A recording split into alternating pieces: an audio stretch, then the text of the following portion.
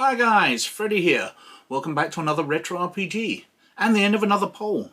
And the winner this week is very clear with 34% of the vote. It's MegaTraveller.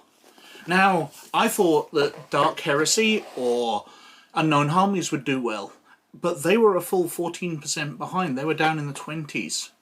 But MegaTraveller's won, so it gets removed from the poll. And the loser this week was the other game which got added last week, which was Sword and Fist, the Monk and Fighter's Handbook for Dungeons & Dragons 3rd edition. So it goes out, and we need 2 replacements. So this week I have added Spycraft by Alderac Games from 2002, and the Babylon 5 role-playing game by Mongoose Publishing from 2003. Both of which I think won't be as popular as Dark Heresy or Unknown Armies, but I think they're solid games, so I'll be interested to see how well they do, and which one goes out next week. Anyway, let's go over to the desktop and have a look at MegaTraveller. So, this is MegaTraveller by Games Designers Workshop from 1987, the very nice box set edition. Now, this came out some 10 years after Traveller, which came out in 1977, and was very much a revamp of the entire game. Because Traveller itself had no setting when it originally came out. It was like Dungeons & Dragons, it was a generic sci-fi game, whereas Dungeons & Dragons is a generic fantasy game. So Traveller was a game where you would design your own setting. But Games Designers Workshop had created their own setting for it, the Spinward Marches, the Imperium and all of that, and released some very, very good books. And over the 10 years between 1977 and 1987, a lot was learned about rules, because games in 1977, in the 70s, tended to have a rule for each occasion. So the way they handled one thing was not unified across. Whereas in modern games like Dungeons & Dragons, you tend to have a standard mechanic, roll a d20, add against a target number. Whereas if you look back at things like Advanced Dungeons & Dragons, where to hitting worked a totally different way to everything else. You know, saving throws work differently to hitting, to skills, etc., etc. But by the time MegaTraveller came out, they wanted to update the system to something which had come out in the Traveller's Aid magazines. So they wanted to do that. They wanted to roll in all of the background into the game to make it a full setting, and MegaTraveller was the result. It was an update after 10 years of the entire system. Now, jokingly, the creators talked about updating every 10 years. So when they completed this, they said, we'll see you again in 10 years for the next update. But that didn't happen, because it was actually only 6 years until 1993 when Traveller the New Era came out. Updated the system again, changing the background quite radically into a more 90s background instead of the classic sci-fi of MegaTraveller and Traveller before it. But let's have a look at the back of the box. Now, this is a block of text, so I'm not going to read all of it. Let's just read this first part. The vast interstellar Imperium has ruled for more than 1,000 years, straining its ability to guard its borders and keep the peace. Now powerful forces are tearing the Empire apart. Rival forces are competing for the throne, and no clear winner is in sight. Everyone is forced to take sides. The fighting has split the Imperium into many armed camps, each supporting a different champion. Against this background, the role-playing adventures in Traveller are played. Players face an infinity of possibilities as they pursue their own goals. Any career is possible, any pursuit is practical. Trade and commerce, exploration, mercenary fighting, becoming part of a starship crew, and being an expedition guide all can lead to a host of interesting adventures. MegaTraveller consists of 3 basic rulebooks: the Player's Manual, Referee's Manual, and the Imperial Encyclopedia. Player's Manual contains basic information any player needs to prepare and participate in Traveller situations, scenarios, and adventures. Intended as a reference handbook for every participant. The MegaTraveller's Reference Manual, a basic reference for the referee. And the MegaTraveller Imperial Encyclopedia is the basic reference for every Traveller participant, and it goes into details on what those 3 books include. So let's open into the box itself. Now, these are very nicely, glossily presented books, although the insides are black and white. These look very high quality compared to the stapled booklets which you usually got in box sets. So we've got the Imperial Encyclopedia, we've got the Player's Manual, and the Referee's Manual. So I'll put the box to the side for the moment, and we'll have a look through these. So, the Imperial Encyclopedia. It's got a lot of background, basically the first paragraphs there, and details of what's inside it. We open up the cover and we've got a nice star map of the different areas. Wars of the Imperium. We go through chronology of the Imperium. The Emperor's List. Emperors of the Flag. Successors to the Strephon. Lots and lots of background built up from all the sourcebooks Games Designers and Workshop had come out. And it's very nice quality ink work, line artwork here. Just black and white. Very nice stuff. Perhaps not as colourful as stuff which came out in the early 2000s, but it's very well presented, it's very clear. The problem with books in the 2000s tended to be they had very cluttered backgrounds. So we've got library data here, going through all the different terms that are part of the background of MegaTraveller. So wars, species, different things that players will be expected to know. Just a big encyclopedia-like booklet. Imperial warrants. Jump dimming. A lair. Mercenaries. Nobility. Naval bases. Images of currency. Oh, I skipped over a page. Nice spaceship, which I guess the outside rotates to create gravity. The rule of terror. Terror as in the planet, not terror as in being scared of things. The Spinward Marches. A major area for the Traveller game. Sláine Federation. Twilight's Peak. Varga. Have we got the Zodani here? Zodani calendar. Zodani, a major human race. So this is far further forward than Traveller 2300. This is way more Star Wars like. You've got lots of planets, you've got faster than light travel.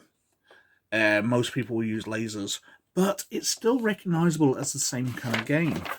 Let's keep on going through. So we've got various types of equipment here. Video communicators, laser communicators, flare guns, just everything a player could possibly want. Medical scanners, navigational satellites, pitons, parachutes, survival bubble, heated suits. Got various drugs and chemicals here. We've got combat equipment.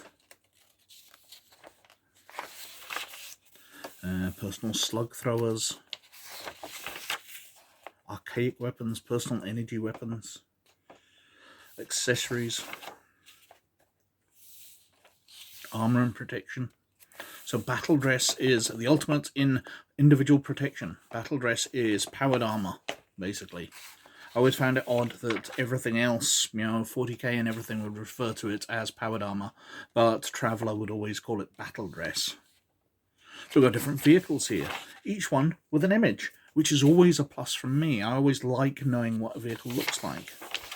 Very happy to see that. Cockpit there, definitely ripping off the Millennium Falcon, so you can see the origins very much within Star Wars here. The laboratory ship, is that not the one out of Ulysses 31? Lots of ships. Traveling, how to travel, surface travel, space travel, just getting around the galaxy, purchasing starships, starship encounters, so as you're traveling around, operating procedures, data for how far, or on the various star systems and planets. And that's on the inside of the back cover of that. And then we've got the player's manual. So, again, a map of the systems. An introduction to basic terminology at the start here. Basic definitions. Resolving tasks. This was the big upgrade to Traveller, the universal task profile format, where doing everything became the same rule. So you're rolling 2D against a difficulty, then you're adding any skills and attributes to it, you're subtracting any penalties that the Games Master decides, you've got the amount of time it takes, which is 3D, and then any risk qualifiers at the end, and you're working against the target number. So a routine task, you need to roll a 7+ on 2D, difficult task 11 on 2D, and so on and so forth. Carrying through, we've got characters. So again, very similar to many other GDW games, the life profile format we're going to have here. So we've got different types of careers you can go through. Because what was always fun in Traveller and Games Designers Workshop games was the possibility that your character would die in character creation. So we've got the different careers they go through, different commissions, positions and promotions, special duties, and then the effects of aging. Because while you can start play as a 70-year-old who's been through lots, is a very rich, has his own starship, has loads and loads of skills and talents, he will be doddery and will have disadvantages for being an old guy. Re-enlistment and mustering out, just taking you through the career profiles. And we've got a sample character here. Basic character generation, lots of tables. Acquired skills. Advanced education tables. So many random chances as you create your character by going through your different careers. Lovely, lovely system. Takes ages to create a character, but they do really start play with a bit of life in them. Even if you have an idea of what your character will be like, and then you create your character and it turns out they're totally different. We've got a big skill list here. Lots and lots of different skills and sub-skills. The Rite of Assassination. What else? Detailing all the skills. Again, nice little pieces of artwork here and there, but mainly it's text. We're dumping a lot of information here. Jump space. Character improvement. How to spend experience. Gaining skills. Advanced character generation. With different details, so before they start their careers, they can go to college or the Naval Academy. You've got mercenary characters. Special rules for them. Your Navy characters.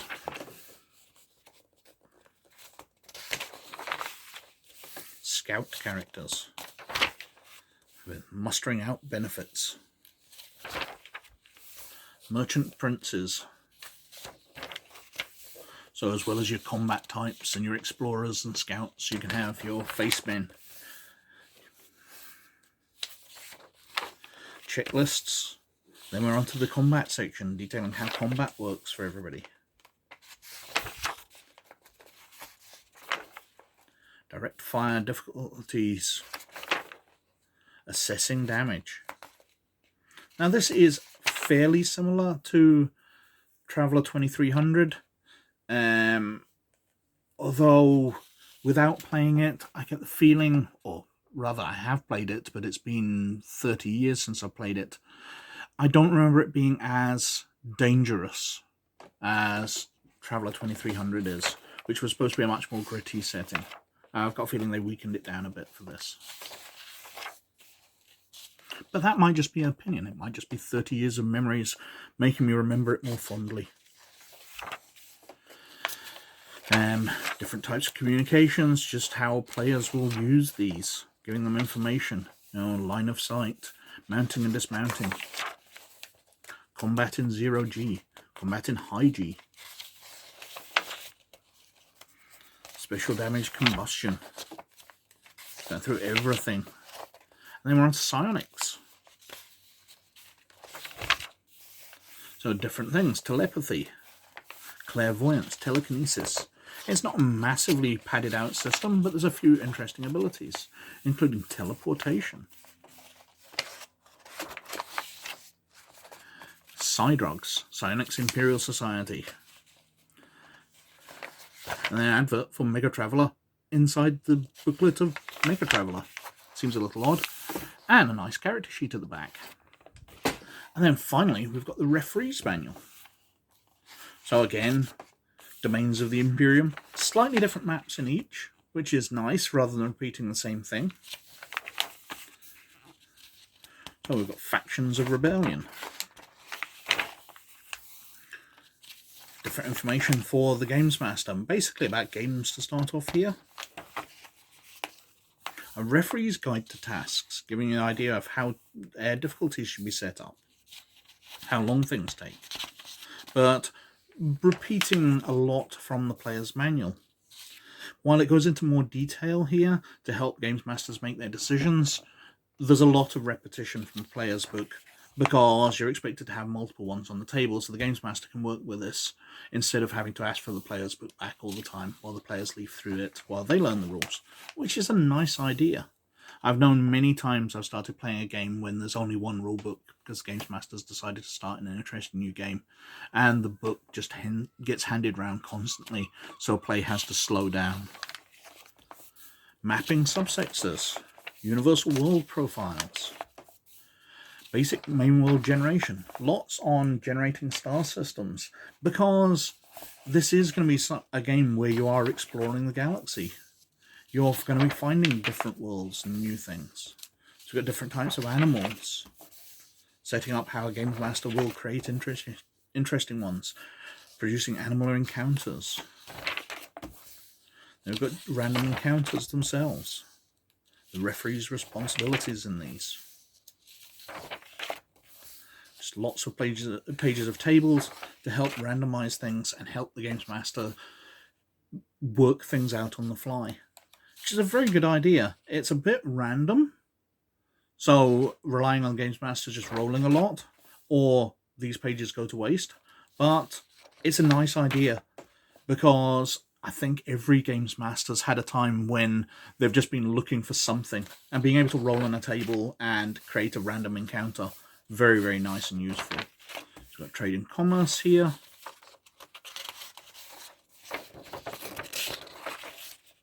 Blank subsectors. We've got craft design, how to create starships. Going through all the stages, so hull design, power supply, locomotion, communicators, sensors, weapons, 5 pages of weapons, 6 pages, 7 pages, 8 pages, 9 pages. You would never guess that role-playing games tend to be about violence. We've got screens, so force fields, the bridge, accommodations and fuel, design evaluation at the end.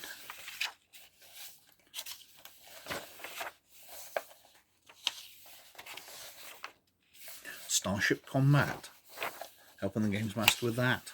Critical hit distribution. And then tables with how to do Starship combat, simplifying it so you don't have to read through lots of rules. But there are many, many tables here, which I think shows its date. We've got demolition tables, and then we've got a few more charts. So that's the 3 books of MegaTraveller. If I reach down and grab the box again. And it's very nice, I have to say. MegaTraveller I've got fond memories of. I didn't play a lot of it back in the 90s. I think we spent far more time creating characters than we did actually playing. But it was a very fun game. I do like it a lot. I'm glad to have it in my collection, and I think I've probably whittled on for quite long enough. So thank you very, very much for watching, as always. Please like, subscribe and comment below, as it does me massive favours with the YouTube algorithm. But as always, most of all, you look after yourselves. And I'll catch you later. Bye now.